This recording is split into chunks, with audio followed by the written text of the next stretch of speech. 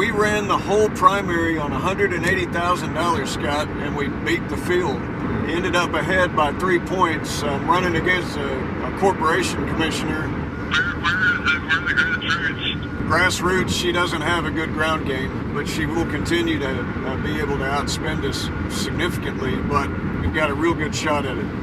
A one-term senator in the Oklahoma State House from 2008 to 2012, Steve Russell is running for the United States Congress. There are a lot of veterans' hands out there. As a tireless advocate for veterans in the Second Amendment, his decision to run was not made in haste.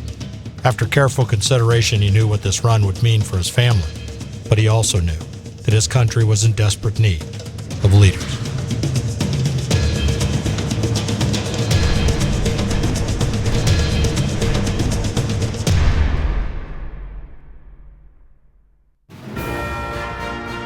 No one that knew me in my youth would be surprised that I became a soldier.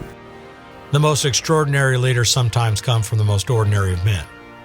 Steve Russell is about as ordinary as they come when you realize that he didn't come from wealthy parents or royal lineage.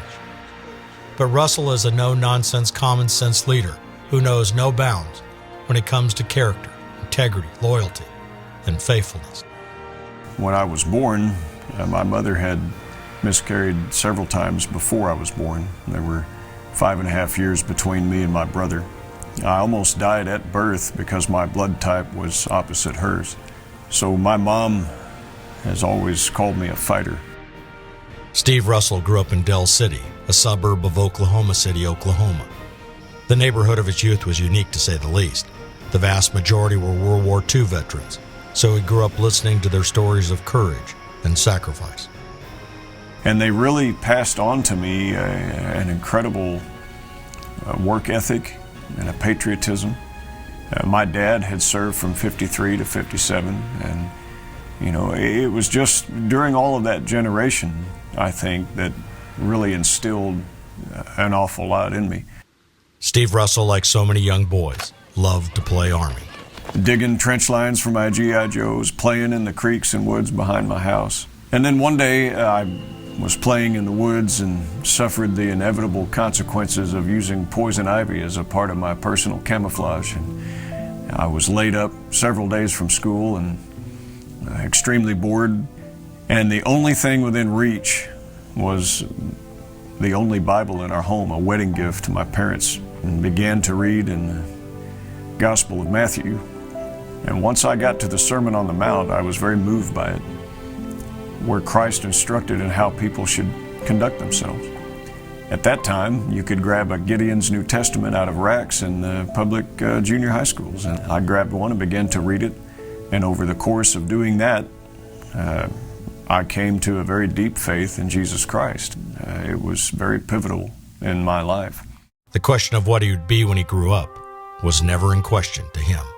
It seemed the obvious thing that God had designed me to be a soldier. My good academic marks in high school allowed me to get an Army scholarship, a 4-year Army scholarship. Without that, I would not have been able to go to college.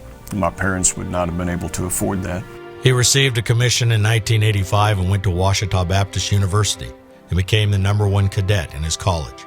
I wanted to be an infantryman because if you're going to lead soldiers, you need to lead where the soldiers are.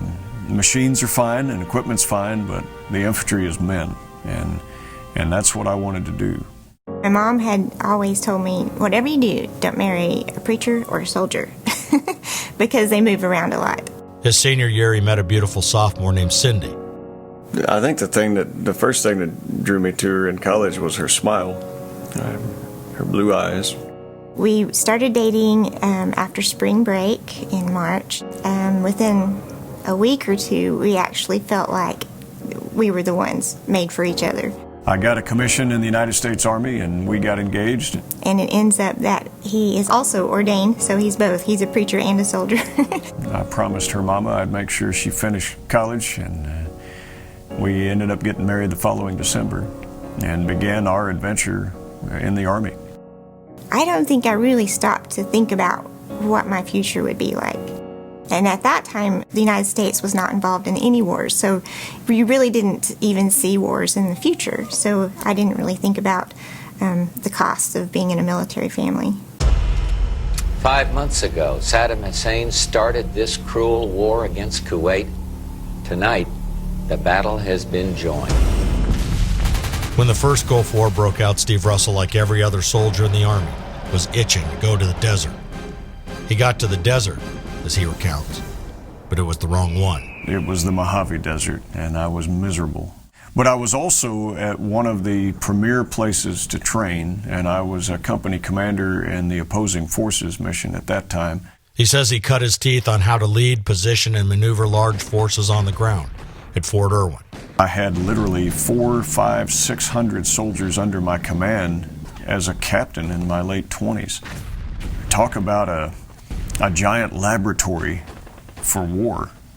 We got to do mission after mission after mission, and we fought mock battles against every unit in the Army. And it was incredible to be able to do that. And I am very grateful, even though I was not happy to be there at the time. Looking back on it, it was the best preparation for handling large formations of troops later in my career. My fellow Americans, today our armed forces joined our NATO allies in airstrikes against Serbian forces responsible for the brutality in Kosovo. In 1999, he was serving with the Big Red One, the heralded 1st Infantry Division. I was assigned an operations officer almost immediately when we went in with the initial entry forces into Kosovo. An international security force, including American troops, is preparing to enter Kosovo. And we in the peacekeeping force will have to ensure that Kosovo is a safe place to live for all its citizens, ethnic Serbs as well as ethnic Albanians. It was not a peaceful mission. In fact, we had a lot of combat action in that first year. We went in June of '99. It was really unbelievable to see. You had literally the countryside alight with burning homes and villages, and it was very sad to see the scale of the human suffering there. From the moment they hit the ground, they were operational, meaning they had no time to spool up.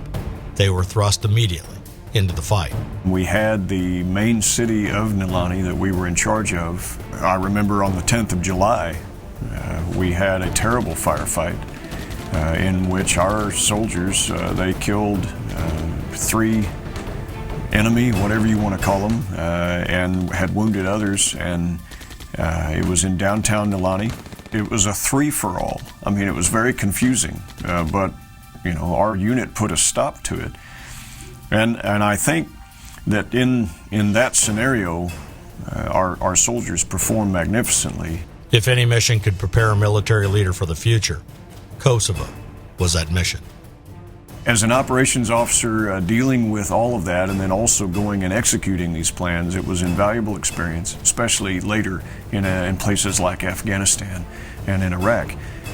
Just the fact of running a city with all of the population in it while you're trying to find bad guys, while you're trying to prevent, you know, a mass exodus of human beings that are vacating where they live, and you're trying to convince them to stay to maintain stability. It was a very tough mission. What he saw in Kosovo in terms of human suffering in the plight of a war-ravaged country was unprecedented. But even harder was the brutality of forces on both sides of a civil war that were nothing close to civil. We went in thinking we were going to help one side, and then as we got there, we ended up despising both. You had so many innocent people that were suffering, and you had such cutthroat, God-forsaken people that were causing the suffering. And we got to the point where we didn't care who they were. We were going to make it stop. And that was a tough mission because we were thrown and thrust into it, and the nation did not want to admit that we were going to go to war. And we lost 3 soldiers in the Blue Spaders in that first mission. Sherwood Brim, William Wright, and Ben McGill. In a conflict that President Clinton and the rest of the political leadership didn't want to admit to. It seems it didn't fit the geopolitical narrative at the time, and those in charge were willing to look the other way and unwilling to admit that they had sent troops into combat and war. And the nation never acknowledged them as combat losses, and I'm still bitter about that to this day because they died in the service to their country. Like the workplace violence definition offered up for those killed at Fort Hood, those men who died fighting in Kosovo and their families were never properly decorated or acknowledged for their sacrifice. And that was all political, and it was a bucket of nonsense. But those three men that I remember, they're just as dead today as anyone who gave their life on any other mission. But because it didn't fit with our geopolitics, they were counted as some other category of loss. And I've regretted that my entire life. I hope we can make it right someday to those families of those three dead soldiers. Steve Russell's political ambitions are not about popularity or power. His call to service is about his love of country and a deep devotion to his faith in God. He reminded me when we visited the Oklahoma City National Memorial, where 168 American citizens lost their lives in an act of terrorism in April of 1995, that contrary to what we hear coming out of Washington, D.C., the threat of terrorism is greater today than it's ever been, and that our enemies lay in wait for the next opportunity with plans even more devastating than the attacks we suffered on 9/11. We just had a plane crash into Level 4 of the World Trade Center. On 9/11, Steve Russell was serving as a general's aide, who was the force commander's commander. Russell had just returned from the Pentagon to conduct a conference where every single command leader in the continental United States had gathered. Really, after the second plane hit, we knew that our nation was under attack. Four-star General Jay Hendricks came to the podium, and instead of welcoming the leaders to a conference, let those gathered know that they needed to go home and prepare their troops for war. But we knew at that moment our lives had changed. I can hear you, the rest of the world hears you, and the people who knocked these buildings down will hear all of us soon. 3 months later, I was packing my bags in December of 2001 and was heading on Operation Enduring Freedom. And our world had changed. Deployed to Kuwait, Russell took on his new role as the Chief of Future Operations for the Combined Forces Land Component under General P.T. McLachette. We were putting together the strategic to operational size plans and then pushing those to Afghanistan, and then they would work out all of the tactical details from there. You had operations that were put together with the marvelous performance of the 3rd and 5th and 7th Special Forces groups. They did magnificent work. You had an organization known then as Task Force 20. But it was very small teams, and they got these alliance leaders together, and the Special Operations community did marvelous work. And along about January of 2002, the president is standing in the Rose Garden giving a speech, and he says, "Today I'm announcing a new policy. We will also support programs to train new police officers and to help establish and train an Afghanistan national military." And we all looked at each other and we said, "We are?" And at that moment, I called my future ops group together, and we put together a plan on how we could do that. We remain committed to the assistance of this growing Afghan capability, and the assistance provided to create an Afghan national army. A lot of discussion continuing to be done about that. But when General Franks from CITCOM called and asked what the plans were, we had something readily available. And then almost immediately after that, General McLachette said, "You know this mission. Go to Kabul. Let's get it going." Russell, a brand new lieutenant colonel, was tasked to deploy to Kabul with a small hand-picked contingent of men to help define and develop the mission moving forward for Afghanistan. I got to pick a small training assistance detachment, and it was a British lieutenant colonel named Mike Scarf, wonderful guy, and a Special Forces major named Ken Swanson. We flew into Kabul on a Royal Air Force C-130, and then we just made our way from there. I mean, we had very little money, we had no place to go, and we just started making the mission as we went. In Afghanistan, Russell would see the undeniable evidence of this war-torn region. The visual evidence of wars past and present where Americans had once aided Mujahideen forces against Soviet aggressors, and evidence of the Taliban's new brutal reign of terror. And we were to try to talk to the nascent government.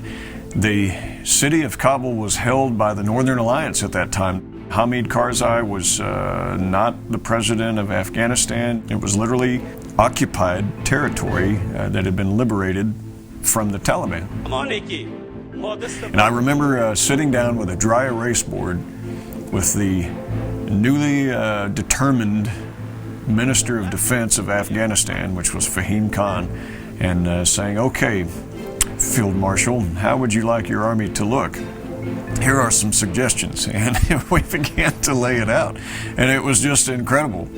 So we lived in a safe house, which was interesting, and it was guarded by 9 Tajiks, and we paid them well, and we had this little training assistance force, and we worked that mission along with a great Special Forces colonel named Mark Rosengard and others that we began to work with. And over time, we finally convinced the powers that were that this had to be a mission for Special Forces, because if you wanted it fast and you wanted it done well, it had to have been with troops who knew how to get it done. But Kevin McConnell's battalion of the 3rd Special Forces eventually came and took on the mission, and I worked with his XO, Jim Burnside, and others early on, and we put together the whole concept of what later became how to train the Afghan National Army.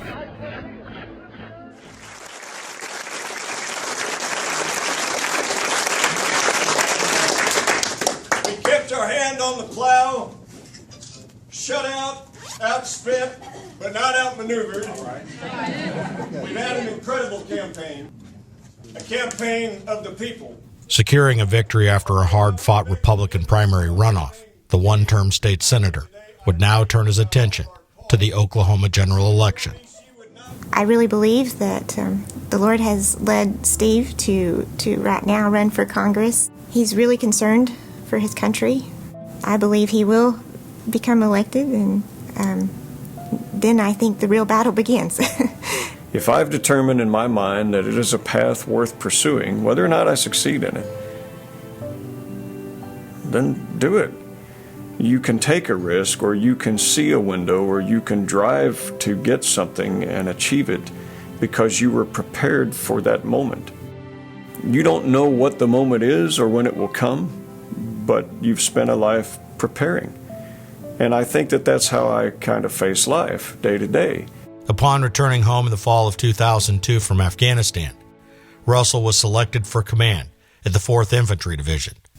We all knew where we were heading. The 4th Infantry received orders for Iraq to squash Saddam Hussein and rid him of his perceived arsenal of chemical, biological, and nuclear weapons. And I knew that the 1st Battalion 22nd Infantry was slated to go in the initial attack in Iraq. I think any military wife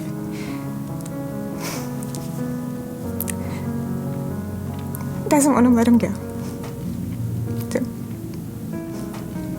Life for the wife of a deployed soldier is not easy. I caught myself not really breathing all the way. I'd say, okay, take a breath. And so I realized that I really wasn't trusting God with whatever happened. His deployments were not without fear and anxiety. At some point, she needed to let go and let God.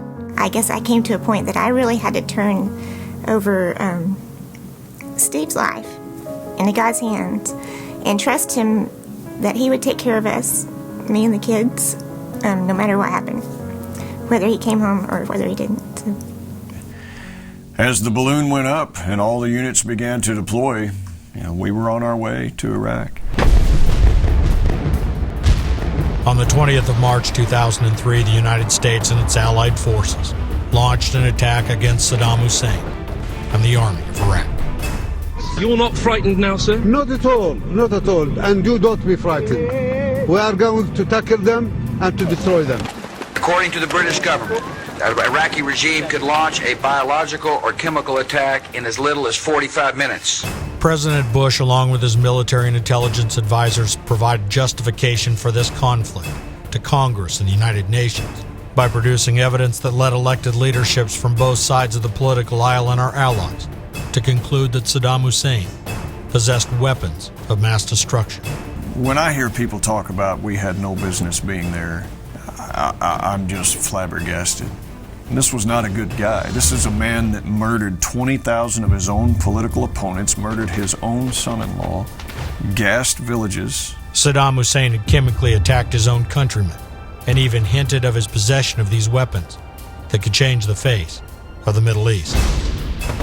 The shock and awe of overwhelming force toppled the leadership and military of Iraq within months of the first missile launch and the carpet bombing campaign. I did not take the battalion to war. I was slated to take command of it in June, and the Army made the decision to go ahead with the normal rotation of commanders. By the 9th of April, Baghdad had fallen, and by 1 May, President Bush landed on the USS Abraham Lincoln. The United States and our allies have prevailed. And then everything settled down in May, and no one knew which way it was going to go. Would the Iraqis cooperate? Would they not? Russell arrived in Tikrit with a mission to locate the bad guys on the infamous deck of cards, and no one was higher on that list than the ace of spades, Saddam Hussein himself. And there were no liberation parties in Tikrit like there were further south, with the overthrow of Saddam. The region was occupied by Iraqi soldiers, still very loyal to Saddam Hussein. The first attack launched 4 days before I took command on the Civil Military Information Center in Tikrit. We lost Jesse Holling in that engagement, a PFC that was very brave, manned his 50 cal until he was killed by an RPG. And we had several wounded in that action. When I took the battalion colors with all of those streamers on it, and there wasn't time for receptions and niceties, it was, "Sir, here's where we're in contact, and here's where the forces are." Early on, Steve tasked his intel guys to define who the enemy was, who to shoot and who not to shoot. Instead of tying the hands of his men, he set realistic parameters, boundaries, and guidance that would make it easy for his men to comprehend. You don't want your soldiers in a situation where they feel like somebody's breathing down their necks and, well, can I do this or can't I? You want them to have the parameters to go, okay, we can do this and we're going to get it done. One day, 2 Iraqi businessmen came to visit the complaint center. And one of my sergeants comes up and he says, "Sir, we got a couple of guys here. They say they got some very important information." And I said, "I don't have time for that." And they said, "Well, sir, they seem to say it was pretty important and they'll only give it to you." And I thought, okay. And it was one of those where God saved you from yourself moments. And for the next 2.5 hours, they laid out Saddam's security apparatus. And they explained how it revolved around a half a dozen families. These guys, for all intent and purposes, provided Steve and his forces the end of a ball of twine. And Russell and his men went forward with an effort to unravel it. One family member, one connected dot at a time. If we could go after these bodyguards and these mid-level guys and these close family networks, it might be possible to get Saddam. Russell met with a Special Forces counterpart operating in the area and told him that he wanted his folks to work in concert with them and to assist them in any way necessary. And so we developed a very good relationship very, very quickly. Within a week or so, we got Abid Mahmoud. Well, that was huge news. This guy was the ace of diamonds on the deck of cards. He was Saddam's presidential secretary. Biggest catch of the war up to that time. Once we thought we had the initiative, we just kept pushing them. But the enemy pushed back, and we had a lot of fighting in the streets. We had relatives of Saddam himself and his sons and others that began to organize these Fedayeen resistance cells. And so we had to develop a strategy of how to go after him. Russell was given plenty of latitude from above, and with that trust and hard work, he made the best of it. We did some unconventional tactics that Fortunately, I had a great chain of command with General Odierno and Colonel Hickey. We didn't wait to get hit before we would go out and do something. In fact, if we thought we had a problem in an area, we'd go set up snipers and ambushes, and we'd wait for them. We didn't ask permission. If they come sneaking up a back alley in black clothes carrying an RPG, guess what? We weren't going to wait for anything. And I think that was immensely important, is our soldiers having that liberty. Colonel Hickey was such a fan of the raids, along with the Special Operations Forces teams, that we knew that the more that we did, the greater it kept the enemy off balance and the greater it would disrupt them. But we also found that they didn't know where we were going to strike. Russell and his soldiers arrived in country long before the up-armored vehicles, MRAPs, and such that would eventually find their way to Iraq. Our Humvees were great for mobility, but they were lousy protection. We stripped them down like chicken bones. Russell had his men remove the doors, the ragtops, or anything else that could prevent the soldier from exiting the vehicle quickly or getting a bead on the enemy while moving. Our security became 360-degree view and bristling with soldiers and guns. Now, if we ever got hit in those things, we would take casualties. But at the same time, we avoided casualties many times because we could spot things, we could see it. And so the measure of alertness, in essence, became some protection for us. On the 22nd of July 2003, U.S. Special Operations Forces surrounded a building where Saddam's sons Uday and Qusay were hiding. Refusing to surrender after a prolonged firefight with American forces, they lit up the building, killing them both. Uday and Qusay's death almost resulted in mine. The news of Uday and Qusay's death created backlash from the insurgents and resulted in engagements the following day that found Russell and his men way too close to the proximity of death themselves. We had just left a checkpoint, and as we moved to the south, I heard the unmistakable crash of RPG rounds and automatic weapons fire, and I thought, great. All I could think of is that these were guys that had just attacked my soldiers at a checkpoint, and they had to be cut off. Russell immediately began to think about where the enemy was in relation to where the rounds had landed. And I thought, you know what? They're south of the checkpoint, and so am I. I shouted to Cody Hofer, my driver. I told him to head a few streets down and button hook up and see if we might be able to cut them off, mindful of how the Irish Republican Army would use back alley streets on main thoroughfares for quick conduit. In his mind, he clearly visualized the path the enemy would take to flee their hit-and-run attack. We button hooked up, turned around the corner, and coming north of us, maybe 300 yards, was a white Nissan pickup that skids around the corner, and I saw the silhouette of an RPG-7 with a round in it and the unmistakable silhouette of AKs. I said, cut them off. And so he did. My driver and I, we rammed him. And right before the impact, as I leaped out, I just started laying rounds through the windshield at the driver. I thought, if he's dead, he's not going anywhere. Hofer, he begins to work on the guy that's coming out of the side door, the shotgun. But after I killed the driver, I tried to just deal with the guys in the back. I had a pool of light on the guy's torso, and I just walked the rounds up until he fell. The other guy, as he tried to make his escape, still armed, me and Hofer, we cut him down, and it was over. And a lot less time it took to describe it.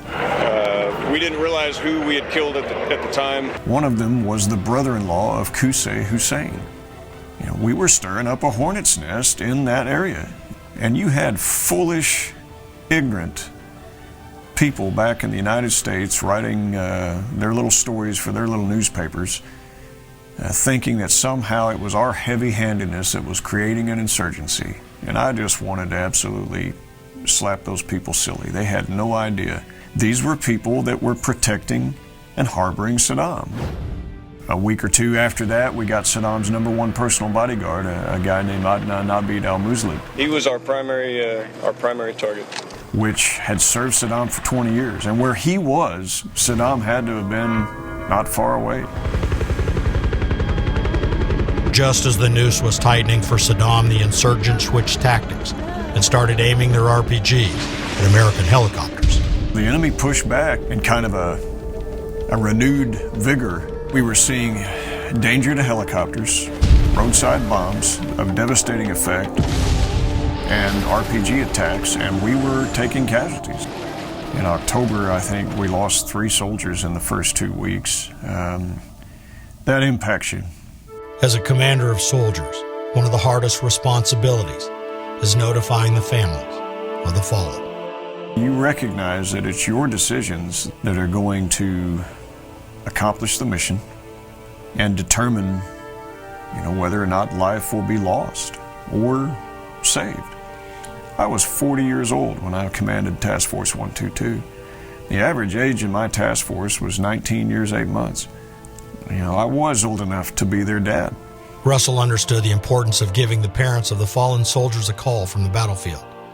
Words spoken and letters written will last these families for all time. I didn't like making the calls, but I felt that if it were my son, I would like to know what happened. And so I would call the families of the fallen from theater after the official notifications were made. Also wrote them letters, because one of these days, that may be all that is left. Death is an inevitable part of war. Warriors get it. But as Russell explains, it's the responsibility of the living to honor the memories and legacy of the dead. My great-grandfather was a World War I veteran who lost a brother who's buried in France. They were 18 months apart, very close. The last time I saw him, in August of '89, he was in his 90s, wonderful man. He comes out with a cigar box, and in it, it had the personal effects of his brother. Insignia from his collar on the day he was killed, his meerschaum pipe that he carried in the trenches in World War I, some notes and letters, and he hands these to me and he says, "I want you to have these." And I said, I can't take those, Grandpa. I said, "Those are your brother's." And he said, "No." He said, "You will." He said, "Because you will keep Frank's memory alive." And really that's it. Warriors get that. As long as we live, so do those that didn't come home. We carry their memories, their ambitions, their laughter, their stories. We carry them. And it's important that we remember them, because if we don't, who will? We don't ask as warriors to be pandered to or sympathized with or stood up for the photo op for politicians. We don't really care about any of that. But we do want our fallen honored, and we want those that have served to be treated at least with the dignity that they deserve at burial, and then also that their families are cared for. That's not much to ask. Near the 7th of December, a teenage boy walked up to an American checkpoint and announced that he knew of a farm where an important Iraqi the Americans were looking for was hiding. So Colonel Hickey ordered me to send a force out there, and that raid produced relatives of the very family that helped harbor Saddam in 1959. And the same family would come into play in the next week. And we also gained vital information as to the whereabouts of Mohammed al-Muslid. He was the guy that drove Saddam out of Baghdad, that got up on the car with Saddam. And that big square is there, everybody's cheering him. We thought he had to know Saddam's location. And on, I think it was December 12th, they did a raid and they scooped up a lot of people. And among them was Mohammed al-Muslid. During his interrogation in Tikrit, Muslid provided intel on where he believed Saddam Hussein was hiding. A joint raid combining special operations and regular forces was planned on 2 farms and a large orchard. led by Colonel Hickey and Colonel Bill Coulter. Nearly 150 soldiers searched the orchard and farms. A lot of looking, a lot of scouring, and nothing. But the difference was you had Muhammad al-Muslit was brought along for the raid. A special operations operator known only as John and his team had al-Muslit sitting in a nearby Humvee. They grabbed Muslit and they brought him into the area. It was not very big. You had a 3-room farm hut. You had a big orchard, and that orchard went to the bank of the river. You had a little boat there. And there weren't a lot of troops physically on the patio area at this moment. Maybe half a dozen of John's soldiers and a translator named Samir. And so they pressured Muslit. He motions with his foot towards a foot mat, and he says he's here. They pulled up the foot mat, and they saw bits of rope and dirt, and they began to brush it away and pulled the handles to a top. As soldiers opened the hole in the hiding place of Saddam, they saw the raised hands of America's most wanted enemy in Iraq, cowering in a hole. And they just began to shout, "Who are you? What's your name? Put your hands up," that sort of thing. And from the bottom of the hole, you heard a voice. It says, "I am Saddam Hussein, the duly elected president of Iraq, and I'm willing to negotiate." 9 months after the invasion of Iraq, 5 months after the death of his sons, the dictator of Iraq was finally captured on 13 December 2003. Only a small number of leaders, regular forces, and special operators were privy to the secret that Saddam Hussein had been captured. Commanders wanted President Bush to hear it first before it was announced to the rest of the world. You know, that night there might have been 50, 60 of us that knew, with certainty that he had been captured, and we kept it a great secret. Next morning it was announced to the whole world. An incredible feeling. Ladies and gentlemen, we got him. As euphoric as the capture was, the fight for Russell and his men was far from over. And then the next 2-3 days where just all hell broke loose. And we had heavy fighting. We had soldiers wounded, and I nearly lost one of my closest friends, Brad Boyd, who was my Charlie Company commander, and that was very, very hard to take. We lost more soldiers in the fighting beyond and had many more wounded in the months that followed. You had the diehards and those that were in denial, and we had to deal with that. We did. We got it under control. They continued to battle and weed out the insurgents and remnants of Saddam loyalists until their tour was over and their replacements arrived 5 months later. As they look back on the history, understand that it's important that while the capture of Saddam was a bloodless raid, the trail getting there was not. It was very costly. We lost soldiers, we had scores wounded, and I hope people will take the time to understand what the sacrifice was to get there.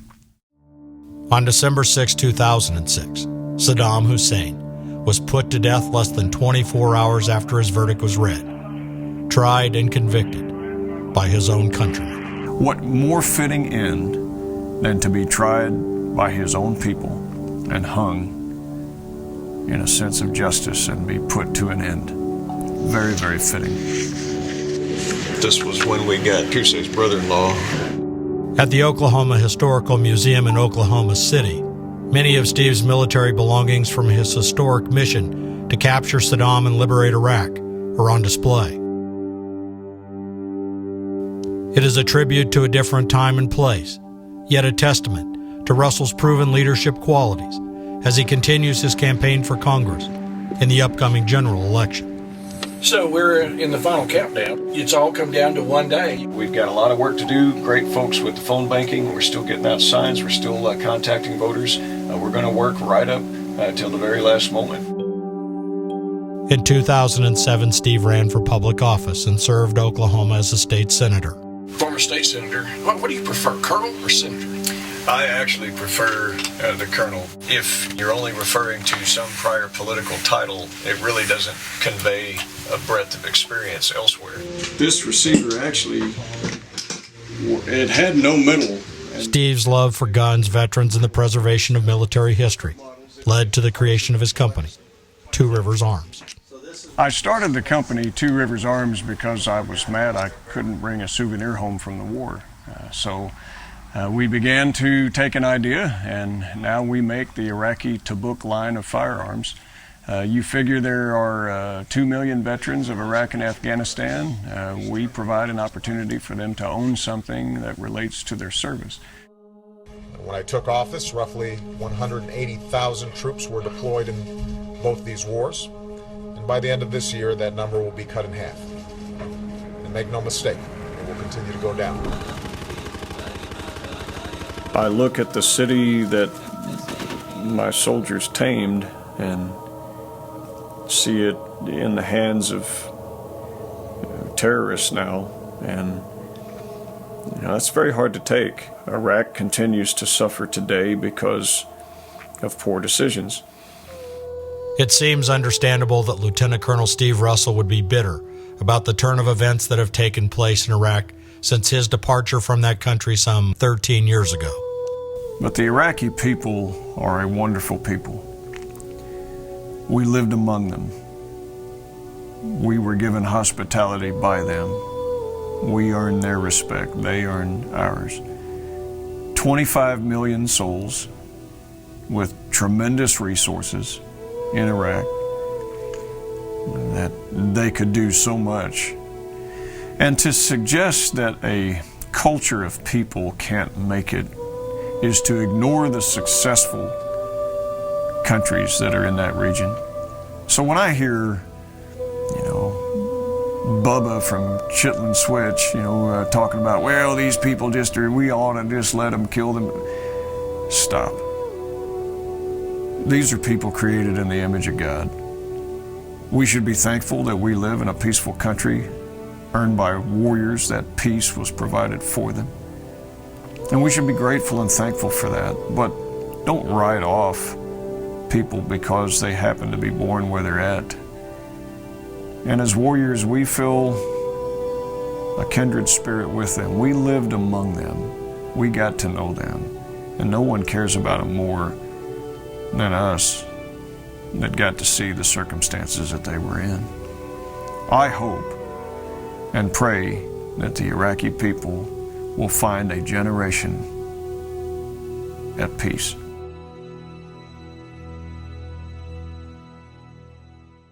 If you wake up Wednesday morning and you've been elected to Congress, what are your thoughts going to be? I look at it as, okay, now I have a chance maybe to do some good. With no time to name them, in the brief moments that I've been given here tonight that have joined me on this journey, to you there are no real words that properly convey my thanks. As I've come home safely after more than 2 decades of service and several combat deployments, I tend to take time, smell roses, walk on grass,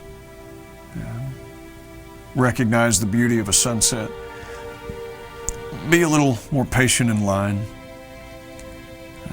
When things look like they're, not going well and I get dusted up over something, I quickly realize that I'm eating hot chow, sleeping between clean sheets, and sitting on porcelain. Life is very good. 2 years have come and gone since Steve Russell was first elected to Congress. America, more divided than before, has recently endured a hard-fought presidential election about the stark political differences and the direction the American people would choose for its path forward. Up for re-election himself in 2016, Russell would earn a second term in Congress with an overwhelming victory and the endorsement of his state's constituents. Lieutenant Colonel Steve Russell led men into battle to defend this nation and our liberties. He swore an oath of support to defend the Constitution, then, as he has now as a member of Congress. He made that oath before God and man, and he's kept his word to both. And I know what I want on my headstone. It's pretty simple. It says, having a wonderful time, wish you were here.